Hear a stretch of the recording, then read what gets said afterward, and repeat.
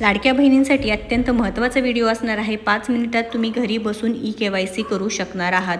तुम्ही तुमच्या मोबाईलवरती विदाउट एनी पेमेंट तुम्ही करू शकणार आहात। आता काय करायचं आहे, गुगलवरती जायचं आहे, लाडकी बहीण योजना सर्च करायचं आहे। सर्च केल्यानंतर तिथे काय होणार आहे की जी पहिली वेबसाईट आहे मुख्यमंत्री माझी लाडकी बहीण, ती पहिली वेबसाईट आहे ते तुम्हाला तिथे क्लिक करायचं आहे।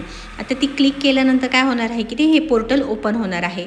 पोर्टल ओपन झालं का तुम्हाला काय करायचं आहे, तिथे KYCची प्रक्रियेसाठी तुम्हाला हे पेज रिफ्रेश करावा लागणार आहे। तुम्ही रिफ्रेश करा। रिफ्रेश केल्यानंतर तुम्हाला तिथे लगेच दिसेल मुख्यमंत्री माझी लाडकी बहीण योजनेची लाभार्थी KYC प्रक्रिया पूर्ण करण्यासाठी इथे क्लिक करावे। काय करायचं आहे, गुगलवरती जायचं आहे तुम्हाला। बघा सोप्या पद्धतीने तिथे सर्च करायचं आहे, पहिली लिंक असणार आहे त्याच्यावरती क्लिक करायचं आहे। रिफ्रेश केल्यानंतर तिथे तुम्हाला KYCची प्रक्रियेसाठी ती लिंक ओपन होणार आहे। तर आता ही लिंक ओपन करायची आहे, तिथे क्लिक करा तुम्ही। लिंक ओपन केल्यानंतर क्लिक केलं, लिंक ओपन केलं, तुम्हाला तिथे पहिल्यांदा मुख्यमंत्री माझी लाडकी बहीण KYC मुख्यमंत्री माझी लाडकी बहीण योजना असं दिसणार आहे। तर तुम्हाला तिथे लाभार्थी आधार क्रमांक टाकायचा आहे आणि तिथे त्यानंतर कॅप्चा टाकायचा आहे। तुम्ही पाहू शकता जो कॅप्चा वेगवेगळा असतो, म्हणजे प्रत्येकाचा वेगवेगळा असतो। आता इथं आलं 762771 आलं, ते टाकायचं आहे तुम्हाला आणि रिफ्रेश केलं तर तुम्हाला नवीन कॅप्चासुद्धा येणार आहे। त्यानंतर तिथे आधार प्रमाणीकरणासाठी संबंधी विचारतील तिथे हो मी सहमत आहे, तिथे तुम्हाला काय करायचं आहे सिलेक्ट करायचं आहे। मी सहमत आहे सिलेक्ट केलं। त्यानंतर तुम्हाला काय करायचं आहे OTP पाठवा।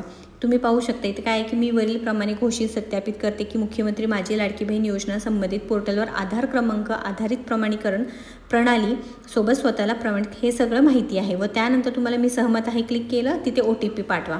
ठीक आहे, OTP तुम्हाला येऊन जाणार आहे। तुमचा जो मोबाईल नंबर असणार आहे तिथे तुम्हाला OTP येणार आहे। बघा 10 मिनिटं असणार आहे, त्यामुळे अजिबात टेन्शन घेऊ नका। OTP नाही आला, 1 मिनिट झाला, 2 मिनिटं झालं, OTP नाही आला तर 10 मिनिटं टाईम आहे, 10 मिनिटात तुम्हाला OTP येणार आहे। सध्या सगळ्याच लाडक्या बहिणी KYC प्रक्रिया करण्यासाठी असणार आहे, त्याच्यामुळे काय थोडंफार लोड पण येऊ शकतो सर्व्हरला, त्याच्यामुळे टेन्शन घेऊ नका। त्यानंतर तुम्हाला तिथे काय करायचं आहे, KYC मुख्यमंत्री माझी लाडकी बहीण योजना वडिलांचे किंवा पतीचा आधार क्रमांक टाकायचा आहे।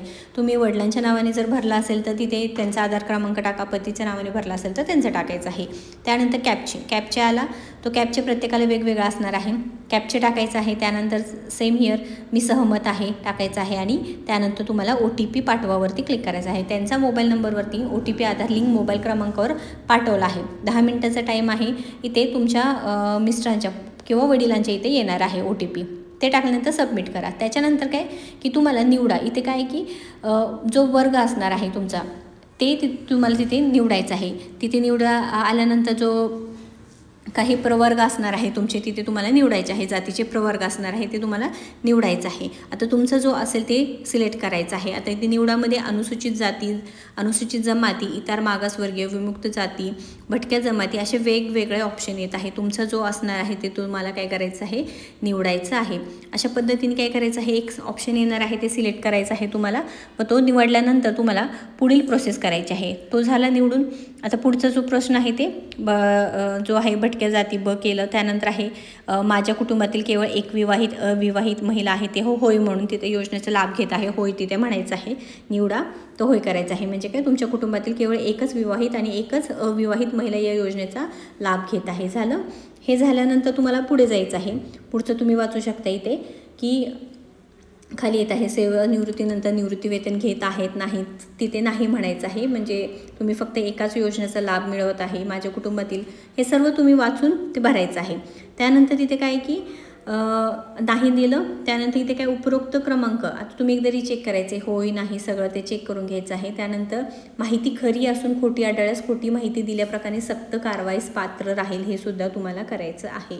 आता इथे बघू शकता तुम्ही उपरोक्त क्रमांक 1 व 2 मध्ये देण्यात आलेली माहिती जर खोटी आढळून आली तर पुढील तुम्हाला प्रॉब्लेम होऊ शकतो, त्यामुळे थोडं विचार करून आता या योजनेचा तुम्हाला लाभ घेताना जर तुम्ही जर खोटी माहिती असेल तर ते पूर्णपणे खरी माहिती तुम्हाला द्यायचं आहे। क्लिक केलं, सबमिट करायचं आहे। ठीक आहे, सबमिट केल्यानंतर तुम्हाला 2 मिनिटात इथे मेसेज येणार आहे KYC पडताळणी यशस्वीरित्या पूर्ण सक्सेसफुल झाला आहे। हा मेसेज आल्यानंतर तुमची पूर्ण पडताळणी झाली आहे। तर तुम्हीही अशा प्रकारे KYC घरच्या घरी करून घ्या। काही प्रश्न असतील तर नक्कीच कमेंट बॉक्समध्ये विचारा आणि आपल्याला सबस्क्राईब करायला विसरू नका।